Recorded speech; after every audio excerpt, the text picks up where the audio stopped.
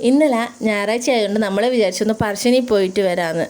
എന്ത് ചെയ്താലും തിരക്കെല്ലാം ഉണ്ടാവുമെന്നറിയാം, എന്നാലും തൊഴുത് അടുത്ത പ്രസാദമെല്ലാം കഴിച്ചിട്ട് വരാമെന്ന് വിചാരിച്ച് അങ്ങനെ ഷടപടേന്ന് റെഡിയായിട്ട് നമ്മൾ 5-ാം പടിയിലേക്ക് പോയി. അവിടുന്ന് പറശ്ശിനിയിലേക്ക് ഡയറക്റ്റ് ബസ്സുണ്ട്, അതുകൊണ്ട് അതിൽ പോവാമെന്ന് പറഞ്ഞിട്ട് അങ്ങനെ പോയി. അവിടെ എത്തി നോക്കുമ്പോഴത്തേക്ക് ഭയങ്കര തിരക്ക് എന്ന് വെച്ചാൽ അങ്ങനെ ആൾ തിങ്ങുന്നുണ്ടേനും. തിരക്കുണ്ടാന്ന് വിചാരിച്ചിട്ടുണ്ടെങ്കിൽ ഇത്രത്തോളം തിരക്കുണ്ടാകുമെന്ന് വിചാരിച്ചിട്ടില്ല. എന്ന് വെച്ചാൽ ഇന്നലെ ഞായറാഴ്ചയാണ്, പിന്നെ വെക്കേഷൻ ടൈമും കൂടി ആയതുകൊണ്ട് ഒരുപാട് സ്ഥലത്ത് നല്ല ആൾ വന്നിട്ടുണ്ടായേനെ. അങ്ങനെ നമ്മളുള്ളിൽ കയറി പ്രാർത്ഥിച്ച് എല്ലാവരും ക്യൂ എല്ലാം നിന്നിട്ടാണ് പ്രാർത്ഥിക്കാൻ നിൽക്കുന്നുണ്ടായിരുന്നു. നമുക്ക് പിന്നെ കൈമിൽ കുട്ടികളുണ്ടായതുകൊണ്ട് നമ്മളെ സൈഡോട്ടെ പെട്ടെന്ന് കയറ്റി വിട്ടിട്ടുണ്ടായിന്. അങ്ങനെ തൊഴുത് പുറത്തിറങ്ങി. പിന്നെ നമ്മൾ നേരെ ഫുഡിൻ്റെ അടുത്തേക്കാണ് പോയത്. ഉച്ചക്കത്തെ ഭക്ഷണത്തിനെടുക്കുക, പ്രസാദത്തിൻ്റെ അടുക്ക കയറിയിട്ടുണ്ടായിട്ടില്ലേ, ചായേൻ്റെ എടുക്കുക. അഥവാ അവിടെ കയറിയിട്ട് ചായ കുടിച്ച് പിന്നെ കുട്ടികൾ ഉച്ചക്കത്തെ ചോറ് തന്നൂല, അതുകൊണ്ട് നമ്മൾ നേരെ ഫുഡ് കഴിക്കേണ്ടിയിട്ട് പോയി.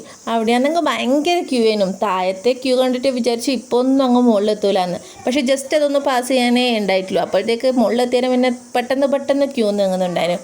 അങ്ങനെ നമ്മൾ ഭക്ഷണമെല്ലാം കഴിച്ച് നേരെ ബോട്ട് ജെട്ടിയിലേക്ക് പോയി. അവിടുന്ന് ബോട്ടിലെല്ലാം കയറി. ഒരാൾക്ക് 50 രൂപയുള്ളു കയറാൻ. നല്ല സുഖമായിട്ട് അങ്ങ് കയറുക, വലിയ തിരക്കൊന്നും ഉണ്ടായിട്ടില്ല. അങ്ങനെ കയറി തുമ്പിയും കിങ്ങിണിയും പിള്ളേരെല്ലാവരും നല്ലോണം ഇത് ആസ്വദിക്കുന്നുണ്ടായിരുന്നു. ഏച്ചിൻ്റെ പിള്ളേരും ഉണ്ടായിരുന്നല്ലോ. കുഞ്ഞാറ്റിങ്ങനെ പാട്ട് വെക്കുമ്പോൾ കൈമുട്ടി ഡാൻസ് കളിക്കുന്നുണ്ടായിന്. പിന്നെ ബോട്ടിലോട്ട് വരുമ്പോൾ എന്താണെന്ന് വെച്ചാൽ നമുക്ക് പറശ്ശിനീൻ്റെ മൊത്തമായിട്ടുള്ള രൂപം ഇങ്ങനെ കാണാം.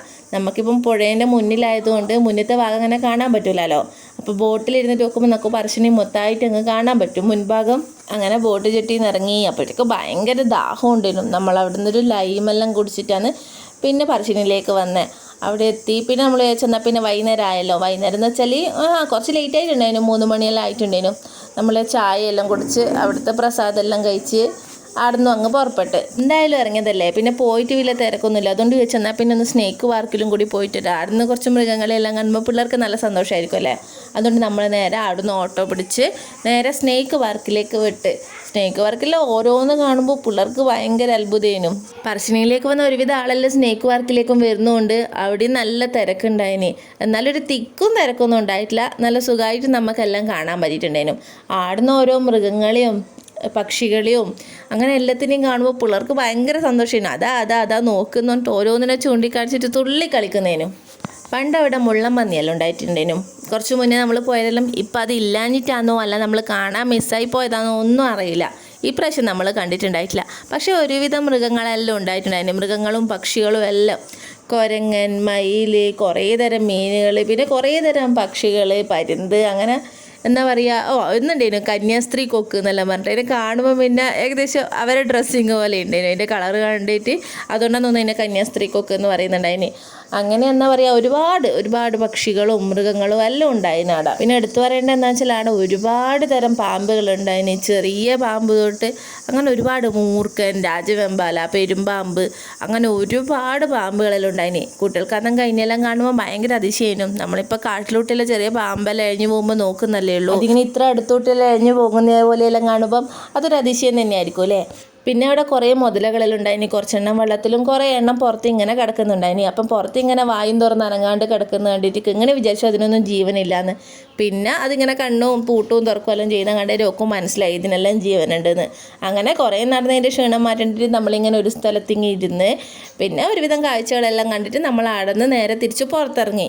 സ്നേക്ക് പാർക്കിൻ്റെ അടുക്കുന്ന തൊട്ട് നമ്മൾ ധർമ്മശാല വരെ നടക്കാൻ തീരുമാനിച്ച്. കുറച്ചല്ലേ ഉണ്ടാവുള്ളൂ, നടക്കാനുള്ള പ്രതീക്ഷയില്ലാന്ന് നടക്കാൻ ഇറങ്ങി.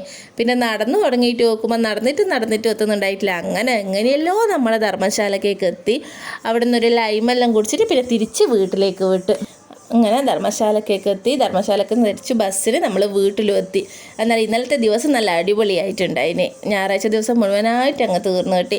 ഇനി 2 ദിവസം കഴിഞ്ഞാൽ നമ്മൾ രണ്ടാളും നമ്മളെ ഭർത്താക്കന്മാരെ വീട്ടിലേക്ക് തിരിച്ചു പോകുന്നതായിരിക്കും. അതിനിടയ്ക്ക് ഒരു കറക്കും ആയി. നമ്മൾ അനിയത്തിയും കൂടി ഉണ്ടായിട്ടുണ്ടെങ്കിൽ നല്ല രസം ഉണ്ടാവും. ഓള് പിന്നെ ക്ലാസ്സിന് പോകുന്നതുകൊണ്ട് ഒക്കെ വെക്കേഷന് വരാൻ പറ്റിയിട്ടുണ്ടായിട്ടില്ല.